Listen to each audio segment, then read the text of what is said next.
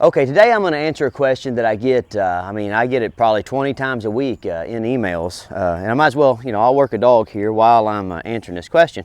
But people watch my videos, and then they'll contact me and they'll say, hey Stonnie, I live far away, and so I can't bring my dog over to your place for training, and then they'll ask me, they'll say, hey, do you know anybody where I live? Well, just to be honest with you guys, I'm here 7 days a week. When you run a dog boarding and training kennel and you do as many dogs as I do, it's like owning a dairy farm. It's every morning super early and it's every night super late. And then, I don't really get much of a chance to go any place on the weekends because I got to work the dogs, of course. And if I do ever manage to get a day off, I got my main man Eli watching the kennel or something. Well, look, I ain't going to go hang out with any dog people. It's like plumbers. They don't take vacation to go hang out with other plumbers, So, no, I do not know a whole bunch of other dog trainers. And so, what I like to do is I like to tell people, I say, look, what's important, like almost anything else as it relates to picking a coach, picking a coach for your children's soccer team or football team or whatever, you just find somebody you're comfortable with.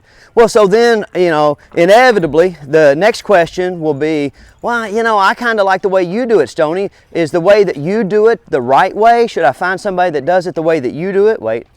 Well, no. Look, guys, I'm in a unique position. I'm in a rural area on the edge of a relatively affluent metro area where I have loose zoning rules, right? So, it's easy for me, It's easy for me to have a dog kennel, because where I live, land is relatively inexpensive. And I live next to people that, they kind of have a fondness for dogs. Where I live, people really like dogs.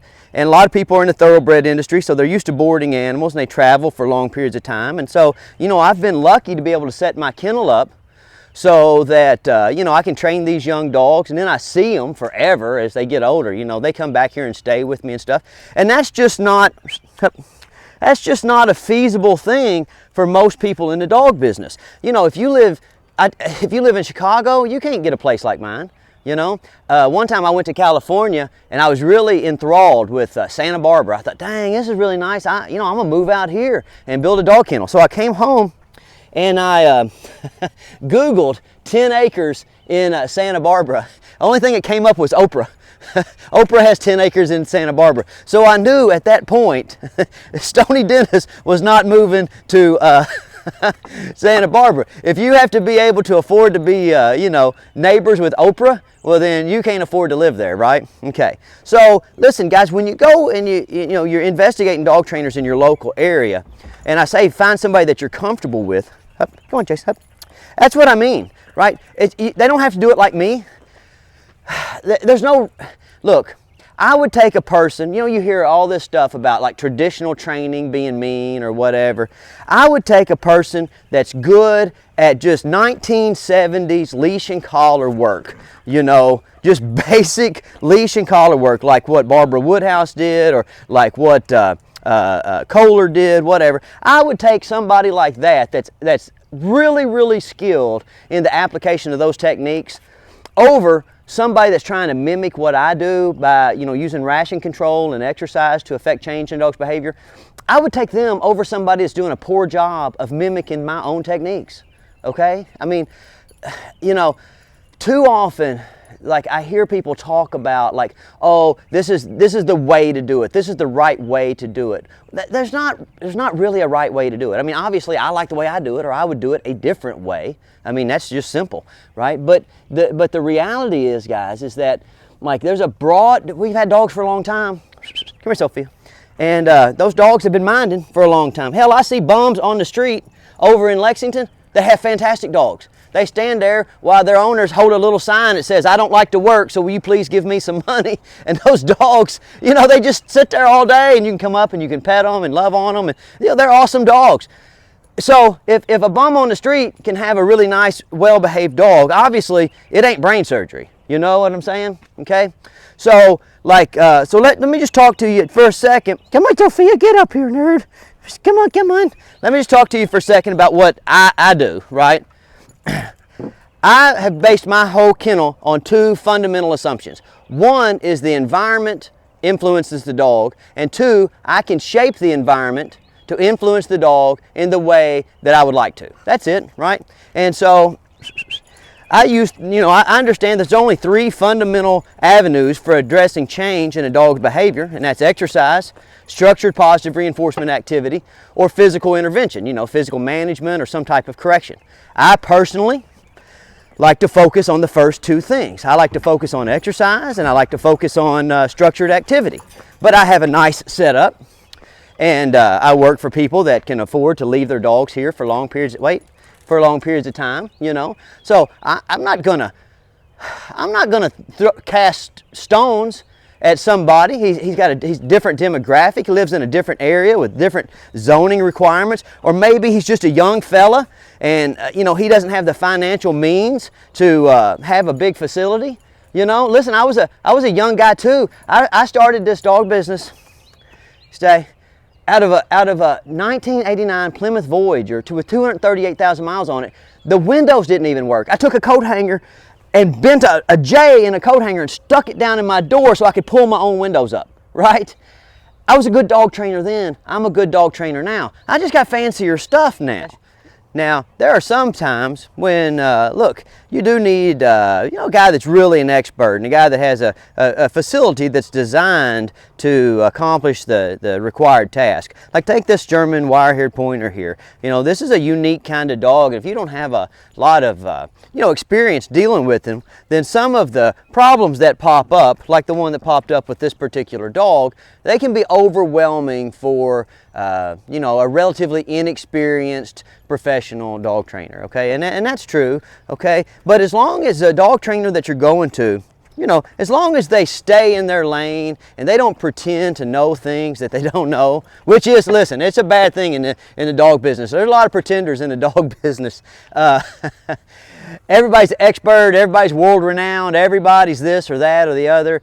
Okay, look, most of that's nonsense, guys. When you go to see your dog trainer, they should be able to demonstrate their level of competence, right? And if their level of competence is to help you be able to get a dog to walk on a leash and not jump on people and not get in the trash, then they should have no problem demonstrating that. And they should make no allusions to the fact that they can do things other than what you need them to do. You're not hiring a professional dog trainer to show you all the things they can do.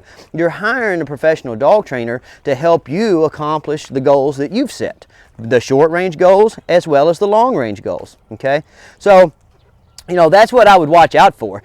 I don't trust anybody that can't demonstrate their expertise. I don't trust anybody who can't demonstrate their expertise under high levels of distraction. Okay, that's another thing you'll run into in the dog business. You'll see people and they'll be real formal with their posture and they'll be walking and sitting and whatever. But, that's not what I'm interested in. What I'm interested in is, can I pick up my dog's leash, wait, and go down here to the music festival that we're having this weekend and have a good time, right? What I tell people sometimes is, I want my dog to come and be still and have good manners all the time, and most importantly, I want it not to spill my beer in the afternoon, So just simple stuff, guys. I don't need anything real complicated for my own personal life. Do I help people that are, high-level amateur trainers that, get better? Yes, but a lot of those high-level amateur trainers that I help achieve a level of precision in their dog training that far surpasses my desire, right? Could I, sit out here and get very precise with all my own dogs? I could, I can be very rigid in my posture and be very rigid in my vocal inflection and my posture. Of course, right? But do I want to? No, not really. If say one of my children said, hey, Dad, I want to do some competitive obedience, I'd say, okay, well, let's put a good foundation on a dog. Let's make sure that they'll come and be still and have good manners under high levels of distraction. And then I would send them off and let them take lessons from somebody who does competitive obedience for a living, And I just don't like it when you get out of your lane. That bothers me. Because when people get out of their lane, that's when the casting of dispersions happen, right? People get out of their lane and then they start talking about how other dog trainers aren't good at this or how other dog trainers should be doing it differently. Well, look, guys, if somebody went to the trouble of writing something down, right, it worked at least for them in some situations. So all these arguments about tools or about strategies, or, listen, don't make the argument if you can't show me what you're talking about. Like there's a million experts on dog exercise, right? Except when I watch them talk or I read their books, I don't see them living with any dogs. I don't see them really exercising any dogs. I see me exercising a bunch of dogs. I see field trial trainers that I know, like my assistant, that exercise a bunch of dogs, right? When I see people talk about like this kind of leash, this English show lead, I don't see you training 30 dogs a month with an English show lead like I do. So I'm not sure that you're qualified to talk about it. I hear electric collar trainers, all these guys that are big on the e-collars now, talk about how the guys that are a little bit older and grew up using traditional leashing collars, how, those techniques are outdated and they don't work. Well, that's just not true. I grew up with a bunch of old fellas that could use leash and collar work and get great results from dogs. And when you watched it, it didn't look inhumane, That idea of abuse, guys, you got to remember, abuse is in the heart. It's not in the tool, And so, we used to live in a little bit harder times, and people they looked at things differently, They didn't have the same outlook on what dog training was about or kid raising or whatever. And those dogs minded fine, So like when you go, again, getting back to the idea of do I know any good dog trainers? Guys, I've seen them all that were good and I've seen them all that were bad. I've seen good traditional leash and collar trainers. I've seen bad traditional leash and collar trainers. I've seen good electric collar trainers. I've seen bad electric collar trainers. I've seen people that do things with food work that are amazing. You know what I'm saying? Like a person that really understands the concept of ration control and affecting change in a dog's behavior through the effective use of ration control. I mean, they rule the obedience, they literally rule the obedience world, okay? And I remember back in the 90s when people first started training with food and doing obedience, like the guys, especially the kind of more macho guys in the protection dog sports world, they didn't like it. They're like, oh, that won't work. Dog only works for treats, whatever. And now everybody's doing it, okay? And maybe that pendulum swung a little too far where people started thinking that you could just take some treats and you could get reliable behavior out of all dogs under all levels of distraction, and that's probably not true either. So that gives rise to the idea of balanced dog training. But then, hey, what do you run into problems with finding you a balanced dog trainer is now you've got somebody that's saying, hey, listen, not only am I good at food work, but I'm also good at compulsive work. So are they? I don't know. Just because they're talking about a good idea, that doesn't mean they're good at it. And so that always brings me back to, what I say is, treat me like I'm from Missouri. Missouri is the show me state. So show me. So when you go to thinking about emailing me and asking me where you should go to a dog trainer or what kind of techniques that you should be looking for, all I have to tell you is go to all the dog trainers in your local area and say two simple words: show me. You see what I'm saying? Come on, buddy. That's it. That's it. Show me. If it looks good to you, okay, then it's a good dog training system, right? Because ultimately, all that matters is the dog training you're going to do at home anyway. What good does it do me to show people that I get up at 5 o'clock every morning and I take these dogs out back and I run them if you're not going to do that at home? I mean, it would be silly. What good does it do for me to show you how I structure my food work program if you're not going to do the food work? I mean, it's just, it doesn't do any good. So I can sit out here and spin my wheels, talking about exercise and structured positive reinforcement activity. It's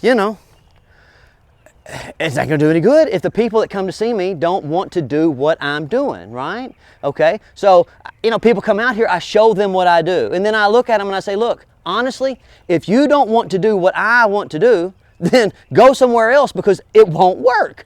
You can come out here and you'll end up with a dichotomy of behavior where the dog minds really, really well at Stonnie's house, but doesn't mind a lick at your house because the incentive structure at your house is not the same as at Stonnie's house. So like when people call me or email me, I make them send me a whole list of their short and long range goals, their access to exercise areas, their work schedule, the number of people that are in their house that'll make a consistent effort towards affecting change in the dog's behavior. And if they don't meet a pretty strict criteria, I just send them somewhere else. I send them to people that do things that I don't do. And I'm not going to say that those people are doing it wrong. They're simply doing things that match the demands of a different demographic.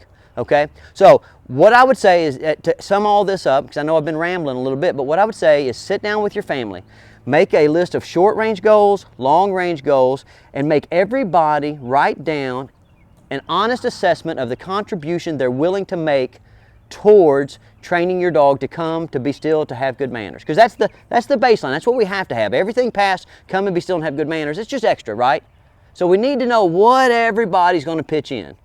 And once you have that, then you sit down and you go, okay, this is what I would like to have on this schedule. Then you go interview you some dog trainers, show them the material, and say, show me how you can help my family get our dog to meet our short and long range goals. That's it. That's all there is to it, guys. And if you like hanging out with me, then come see me, you know? Come from California. I got this dog here's from Seattle. I love it. I get so flattered when people come and see me. But if you ain't going to do the work, don't waste your money and my time. Go to somebody in your area, right, that's going to help you within the constraints of the work ethic that you're willing to put into the process. All right. Good luck, guys.